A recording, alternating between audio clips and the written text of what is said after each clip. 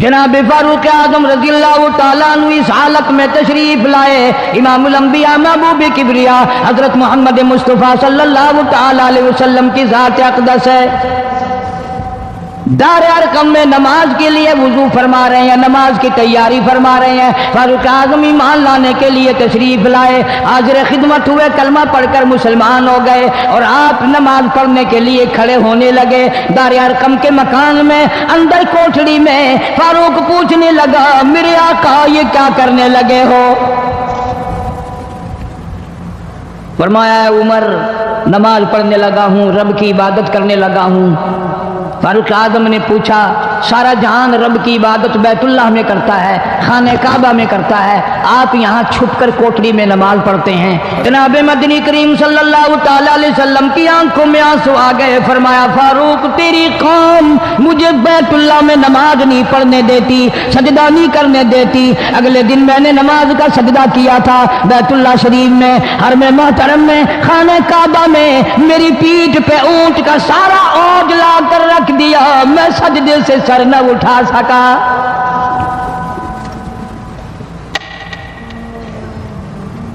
جناب صدیق اکبر رضی اللہ تعالیٰ عنہ فرماتے ہیں، جناب محمد عربی صلی اللہ تعالیٰ علیہ وسلم نے حرم محترم میں بیت اللہ شریف میں کھڑے ہو کر قرآن مجید کی 2-4 آیتوں کی تلاوت فرمائی، سارا مکہ مارنے لگا۔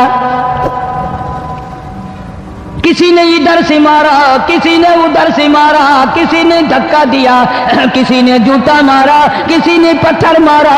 صدیق اکبر پہنچائے اور آپ نے آواز بھی لگا دی، اتقتلون رجلا، تم اس آدمی کو قتل کیوں کرتے ہو جو اتنی بات کہتا، آئی یقول ربی اللہ، کیوں مارتے ہو جو اتنی بات کرتا ہے کہ رب میرا اللہ ہے؟ اس جرم میں مارتے ہو۔ صدیق اکبر رضی اللہ تعالیٰ عنہ فرماتے ہیں، میرے منع کرتے کرتے، بچاتے بچاتے، ہٹاتے ہٹاتے ایک ظالم آگے بڑھا اور اس نے مدنی کریم صلی اللہ تعالیٰ علیہ وسلم کے گلے میں کپڑا ڈال کر اتنے بل چڑھائے۔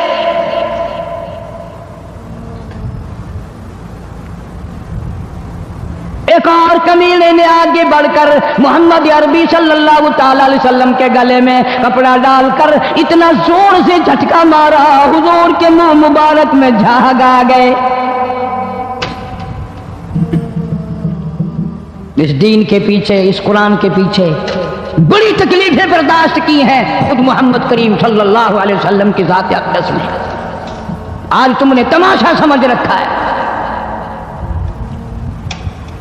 جناب فاروق اعظم رضی اللہ تعالیٰ عنہ نے عرض کر دیا، میرے آقا جب تک میں نہیں آیا تھا کوٹھڑیوں میں نماز ہوتی تھی، چھپ چھپ کر آپ نے نمازیں پڑھی، لیکن یہ ہو نہیں سکتا، میں اسلام میں داخل ہو جاؤں، میں غلام بن چکا ہوں، میں آپ کی خدمت میں حاضر ہو چکا ہوں، ایمان لا چکا ہوں، اور آپ پھر بھی گھر میں نماز پڑھیں تو میرے آنے کا فائدہ کیا ہوا؟ بیت اللہ میں چلیں، خانہ کعبہ میں چلیں، آپ وہاں چل کر نماز ادا فرمائیں۔ عمر تیری قوم مارے گی، ہماری تعداد بڑی ہے، بہت تھوڑی ہے، ہم بڑے کمزور ہیں، مارتے ہیں، میرا گلا گھونٹا گیا، میری پیٹھ پہ اونٹ کا سارا اوج لا کے رکھ دیا گیا۔ خطاب کا بیٹا کہتا ہے، آقا سب کچھ ہوا، خود دیکھا اور خود کیا، سب کچھ سنا، سب کچھ ہوا، لیکن یہ سارے معاملات میرے آنے سے پہلے تھے۔ میرے آقا اب چلو بیت اللہ میں نماز آپ پڑھیں، میں جانوں سارا مکہ جانے۔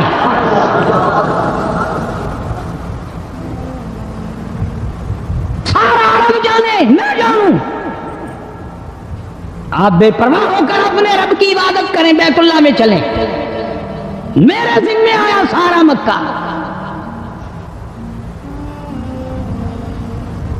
آپ لوگ تو یہ نقطے سمجھیں گے ہی نہیں۔ چاہیے یہ تھا کہ حضور کریم صلی اللہ علیہ وسلم فرماتے، چلو ابھی تو تو مسلمان ہوا ہے، ایک ہفتہ تو ٹھہر جا، پھر چلیں گے ہم، تجھے بھی دیکھ لینا کتنے پانی میں ہے، تجھے بھی دیکھ لینا کتنے پانی میں ہے۔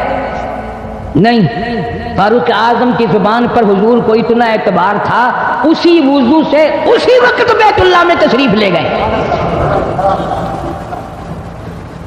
تجھے 7 سال ہو گئے کلمہ پڑھتے پڑھتے، تیرے کلمے کا کچھ نہ بنا، تیرے دین کا کچھ نہ بنا، تیرے ایمان کا کچھ نہ بنا، تیری جتنی داڑھی ہوگی پڑھتے پڑھتے نہ معلوم مرتے وقت کفر پہ مرے گا یا کلمے پہ مرے گا، لیکن فاروق کو کلمہ پڑھے ہوئے 2 منٹ نہیں ہوئے، کالی کملی والے کو اس کے کلمے پہ کتنا بڑا یقین ہے، فوراً بیت اللہ میں تشریف لے گئے اور خانہ کعبہ میں جا کر پھر فاروق اعظم نے ہمارے والا کام نہیں کیا، او جی آج پہلا دن ہے نا، ذرا جلدی سے پڑھ لو، میں دروازے پہ کھڑا ہو کے دیکھ رہا ہوں کوئی مکے والا آ نہ نکلے، ہاں خام خواہ جھگڑا نہ ہو جائے، جھگڑا اچھی چیز نہیں نا جی، آپ جلدی سے ذرا فارغ ہو جائیں، یہ نہیں۔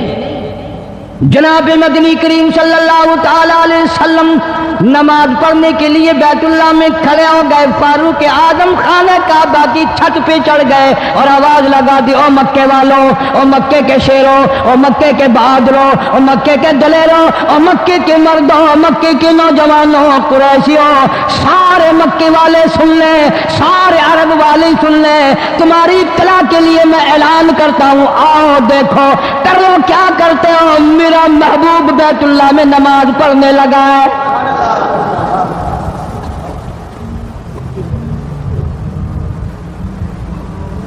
صرف یہی نہیں، آواز لگا دی، مکے والوں جس نے اپنی بیوی کو بیوہ بنانا ہو سامنے آ جائے، جس نے اپنے بچوں کو یتیم کرانا ہو سامنے آ جائے، جس نے اپنے گھر کو اجاڑنا ہو فاروق کے سامنے آ جائے۔ وہ کتنا بڑا جوان ہوگا جس کے آنے سے نبی نے بیت اللہ میں نماز ادا فرمائی، بیت اللہ میں نماز ہوئی، خانہ کعبہ میں نماز ہوئی۔ کتنا بڑا منصف، کتنے بڑے عدل کا مالک، بیت المقدس کو فتح کرنے کے لیے لڑائی نہیں کرنی پڑی، انصاف کام آ گیا، آگے بڑھ کر چابیاں حوالے کر دی بھائیوں نے۔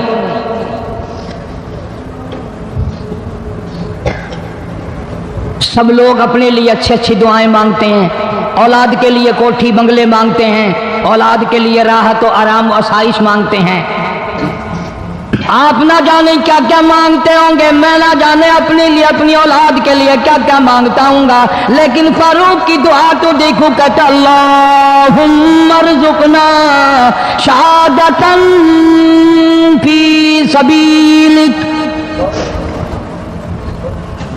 مولا تیری حضور میں میری التجا ہے، میری دعا ہے، میری مناجات ہے، میں تیری حضور میں دعا مانگتا ہوں، مولا مجھے بستر کی موت سے بچا، میں اپنے گھر کی موت سے پناہ مانگتا ہوں، تیری راہ میں تیرے نام پہ قربانی دیا چاہتا ہوں۔ شہادت یوں ہی نہیں ملا کرتی، اس کے لیے تو بڑی تگ و دو کرنی پڑتی ہے، اس کے لیے بڑی جستجو کرنی پڑتی ہے، اس کے لیے بڑے دامن پھیلانے پڑتے ہیں، اس کے لیے بڑی دوڑ دھوپ کرنی پڑتی ہے، یوں ہی تو اللہ پاک نے اعلان نہیں کر دیا، فرمایا وَلَا تَقُولُوا لِمَن يُقْتَلُ فِي سَبِيلِ اللَّهِ فِي سَبِيلِ اللَّهِ أَمْوَاتٌ، اللہ فرماتے ہیں لوگوں جو میرے نام پہ سر کٹا دے، میرے نام پہ مر جائے، میرا کام کرتا کرتا مر جائے، میرا قرآن پڑھتا پڑھتا مر جائے، میری نماز کا سجدہ کرتا کرتا مر جائے، میرا نام لیتا لیتا مر جائے، اللہ فرماتے ہیں میرے یہاں اس کا اتنا بڑا مرتبہ ہے، تم دنیا میں رہنے والوں کو، فرشتوں کو اجازت نہیں کہ ایسے مرنے والے کو مردہ نہ کہیں، بل احیاء ولکن لا تشعرون، وہ زندہ ہیں، تمہیں ان کی زندگی کی تمیز نہیں ہے، سمجھنے کا سلیقہ اور شعور نہیں ہے۔ فاروق اعظم دعا مانگتے ہیں اللہم ارزقنا شہادتاً فی سبیلک، یا اللہ تیری راہ میں شہادت کی موت مانگتا ہوں۔ کابل سے لے کر طرابلس تک اسلام کا جھنڈا لہرانے والا فاروق اعظم، 900 جامع مسجدیں، 9000 بڑی چھوٹی مسجدیں بنانے والا فاروق اعظم رضی اللہ تعالیٰ عنہ، جس کے دور خلافت میں اسلام کو اتنی ترقی ملی، اسلام کو اتنا عروج ملا اور وہ بات پوری کر کے دکھائی جو کالی کملی والے صلی اللہ علیہ وسلم نے دعا مانگی تھی کہ فاروق کو اگر ایمان مل جائے تو تیرے اسلام کو شان مل جائے گی، شوکت مل جائے گی، عظمت مل جائے گی۔ عظمت بن کے دکھایا اور محبت کا معیار عرض کر دیا، وجعل موتنا فی بلد محمد صلی اللہ علیہ وسلم۔ مولا او میرے پروردگار، مدینے کی موت عطا فرما، یار کے شہر کی موت عطا فرما۔ اللہ میاں نے جواب دیا، میرے فاروق میں تیرے دل کی دھڑکنوں سے واقف ہوں، تیری دعا کے صرف الفاظ نہیں، میں تیری رگوں کے خون کے قطرے قطرے سے واقف ہوں۔ تجھے تو دفن کے لیے ایسی جگہ دوں گا بالکل اپنے محبوب کریم صلی اللہ علیہ وسلم کے بغل میں، برابر میں۔ کیوں؟ میرے محبوب کو بھی تجھ سے بڑی محبت ہے، اتنا قریب تجھے قبر کی جگہ دوں گا، جب اس کا دل کرے وہ تجھے دیکھ لے، جب تیرا دل کرے تو دیدار کر لے۔ تجھے تو اتنا قریب جگہ دوں گا، تو مدینہ مانگتا ہے۔ اور فرمایا فاروق تجھے ایسی موت دوں گا، کسی کی شہادت کی گواہی دینے کے لیے احد کا پتھر آئے گا، کسی کی شہادت کی گواہی دینے کے لیے حنین کی مٹی آئے گی، کسی کی شہادت کی گواہی دینے کے لیے بدر کی مٹی آئے گی، کسی کی گواہی دینے کے لیے احد کے پتھر آئیں گے، تو تبوک کی مٹی آئے گی، قادسیہ کی مٹی آئے گی۔ پر اے میرے فاروق اعظم رضی اللہ تعالیٰ عنہ، تیری شہادت کی گواہی دینے کے لیے میرے نبی کا مصلی آئے گا، تیری شہادت کی گواہی دینے کے لیے فجر کی نماز آئے گی، تیری شہادت کی گواہی دینے کے لیے سارا مدینہ آئے گا، تیری شہادت کی گواہی دینے کے لیے میرے نبی پاک صلی اللہ علیہ وسلم کی مسجد آئے گی، تیری شہادت کی گواہی دینے کے لیے مدینہ آئے گا، فجر کی نماز آئے گی۔ اللہ فرماتے ہیں او فاروق تیری گواہی دینے کے لیے میرا قرآن آئے گا۔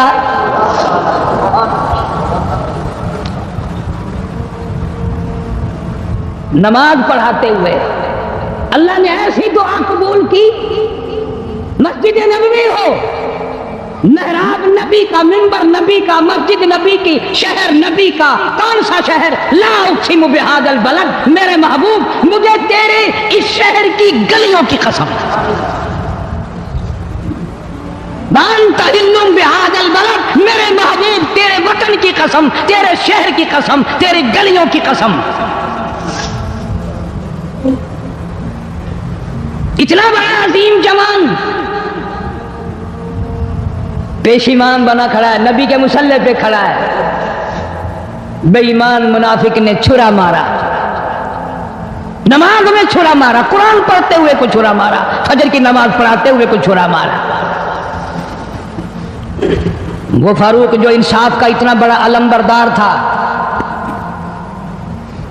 مدینے میں ہے، زلزلہ آ گیا، بھونچال آیا زمین میں، ہم لوگ دعا مانگیں گے، ڈر کے مکان چھوڑ کے باہر بھاگیں گے، دکانوں سے باہر نکل جائیں گے، دب کر نہ مر جائیں۔ فاروق کی شان بتاؤں، کوڑا اٹھایا اور زمین پہ مارا، اسکن ٹھہر جا، زمین پہ کوڑا مار دیا، برا مار دیا، ٹھہر جا، زمین ٹھہر گئی۔ یوں فرمایا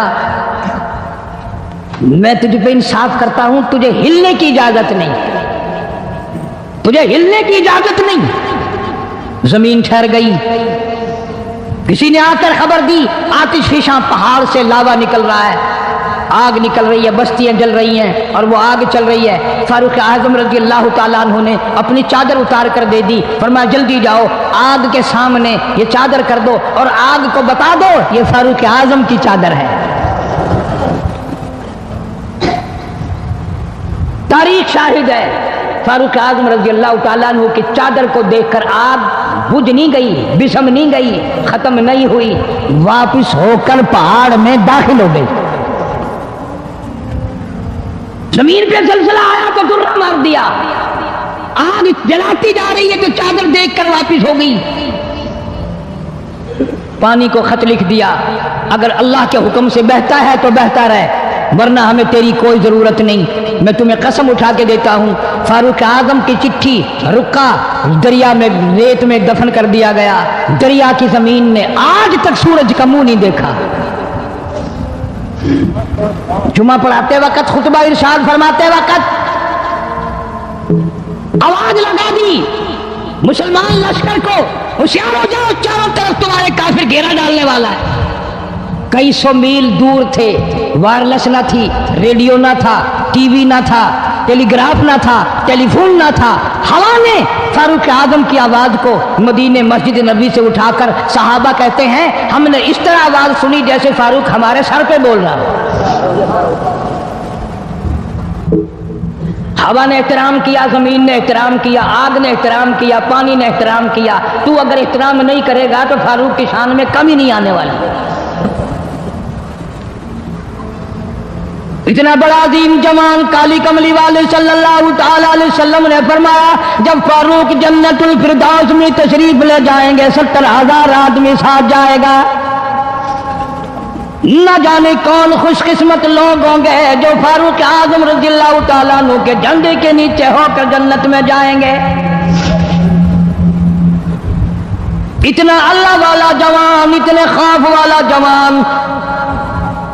मैं एक बात अर्ज करूंगा, अंदाजा लगा लेना, तेरी बात का लिहाज काउंसलर करेगा, तेरा लिहाज चेयरमैन करेगा, तेरा लिहाज थानेदार करेगा, तेरा लिहाज कोई मामूली अफसर करेगा, तेरा लिहाज कोई दुनियादार करेगा, तेरा रिश्तेदार तेरा लिहाज करेगा, तेरा यार तेरा लिहाज करेगा।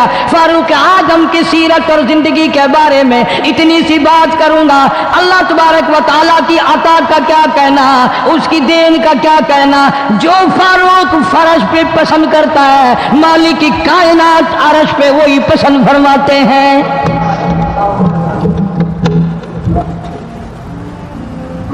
कुरान करीम में तकरीबन 19 मकाम ऐसे हैं जो फारूक ने फर्श पे चाहा, अल्लाह ने अर्श से कुरान बनाकर वही उतार दिया। फिर इंशाअल्लाह किसी जुमे में तफसील से वो बातें अर्ज करूंगा, कौन कौन सी आयत फारूक आजम की हिमायत में उतरी। मगर आज तो हाल ये है, फारूक आजम रज़ियल्लाहु ताला अन्हु जख्मी है, लहू बहरा है, मेहराब मिंबर में जख्मी किया गया, लेकिन फिर भी अदब देखो, एहतराम देखो, मोहब्बत देखो। फारूक आजम ने अपने बेटी को बुलाया और बुला करके फरमाया, जाओ आयशा सिद्दीका रज़ियल्लाहु ताला अन्हा को जाकर मेरा सलाम पहुंचा और जाकर अर्ज कर दे, गुंबद खिजरा में तूने जो अपने लिए कब्र की जगह रखी हुई है, आज फारूक आजम भीख मांगता है, खैरात मांगता है, कब्र के लिए जगह मांगता है, ताकि नबी पाक सल्लल्लाहु ताला अलैहि वसल्लम के कदमों में आराम कर लूं।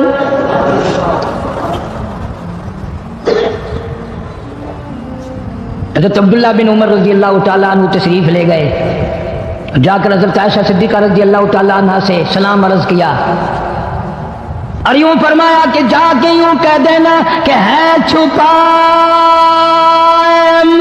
कफन में आज उमर और सवाली आपसे है सर बसर।